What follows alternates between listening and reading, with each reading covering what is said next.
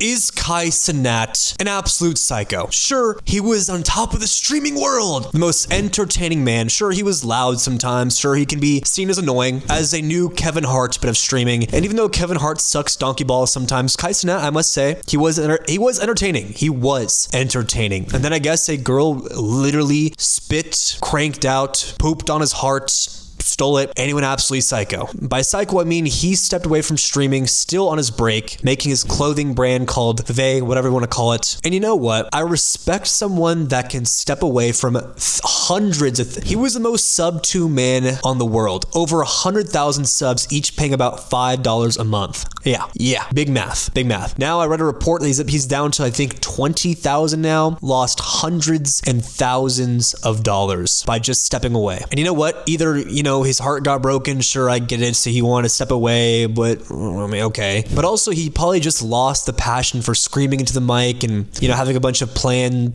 scenes and cut scenes going, oh my god, no way, what? That's a guy, he's famous on my stream, what? I'm Kai Cenat, here we go, awesome. And sure, I can never genuinely imagine a human being sitting there typing live in a chat room saying, oh, common W, that's a W. That's a W. I'm gonna donate to him. But you can't hate. Like, I do worse stuff that's even more embarrassing, and I make no money off of it. So it's like I found myself being like, why am I hating on someone who made it, had to grind for years? Sure, to me he's unfunny, but like, am I just some master of comedy? Am I just some comedic genius? Oh, definitely not, because I've gone nowhere. So I stopped. I was like, I stopped. I'm like, yeah, this is just jealousy. I was just jealous. But on top of that, on top of the realization that, like, you know what, this guy did it. No, he did it. What I also have to say is that not only did he do it, I also realized that to step away from money when you're not passionate about something, when you're not feeling something, is so insanely respectable. It goes to show that maybe most of that excitement, most of that like energy he had was real energy because he actually wanted to do it. Because now when he doesn't want to do it, he just quit. Did his clothing thing, which I'm sure people are also buying that. He started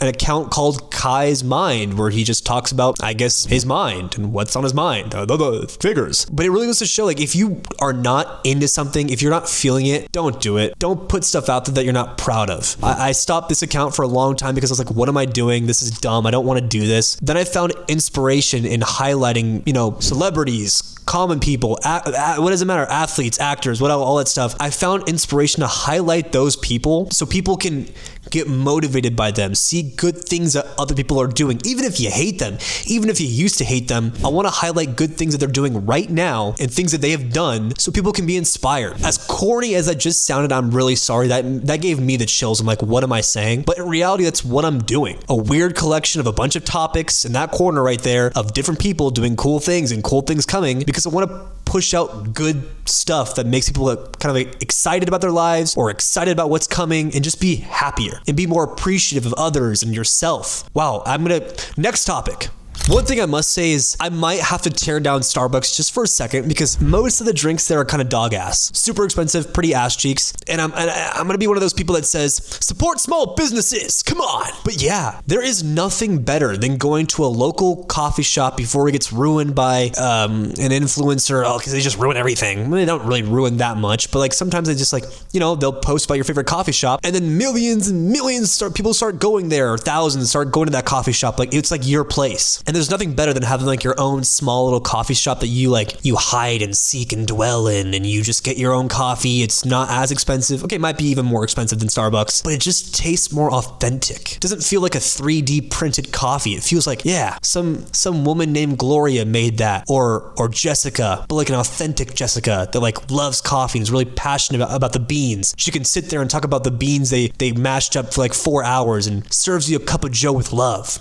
That's like the one thing where I realized, I thought, okay, if people can sell $7 coffees every single day to someone, then you can sell anything, because that's a lot of money. It adds up and you can easily make it at home, but it's the experience. Corny, but true. I love the experience of going to my favorite underground coffee shop that no one knows about. Ooh, I'm so special. Spending $8 on a coffee, I know, but sometimes it's the best part of my day. Mostly because the other parts of my day suck ass because I'm either studying or talking to myself in a camera, but that $8 is worth it. And going to Starbucks just seems like a cop-out. Like I'm just like, ooh, here's my 3D printed Starbucks, sir. Here. take it. It's made with depression. But finding an underground small business that makes it with pure joy, like you watch them smile as they make that coffee. That's it. That's a good thing about life. Secondly, I have to apologize to all Discord mods. Listen, I've called a bunch of weird people in my lifetime a Discord mod, and I've used it as an adjective in like a really mean way. It's like, oh, classic Discord mod. But really, if you have any sort of niche problem, there's a Reddit thread for it. There's some guy who is man enough to post it out there into the public with the username donkeyfoot4235 and somehow has the same scenario as you. As weird and as niche and as you might think it is, someone out there has experienced it. So Reddit, thank you for allowing me to go back. If I ever have a problem, I can find a thread from like 5 years ago from some random dude saying OP did not mean to do this. Blah, blah, blah. It's just the best. It truly is the greatest thing ever. And I want to apologize to all people that like live on Reddit. I mean, I know I said Discord mod, but that's how the same view I have for people that use Reddit. Reddit mod. I'm a Reddit mod. I just want to say sorry, because if it wasn't for you being a Reddit creator or poster, I would have had to deal with so many weird random problems on my own, and I don't think I could do that. I always find peace and comfort in seeing someone else's posts and then all the people replying to it and like helping them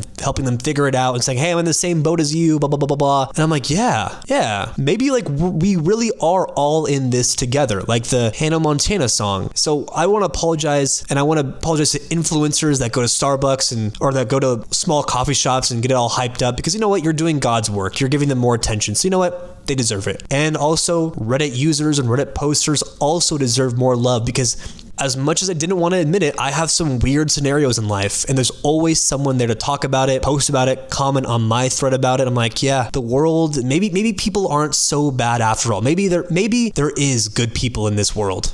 There is.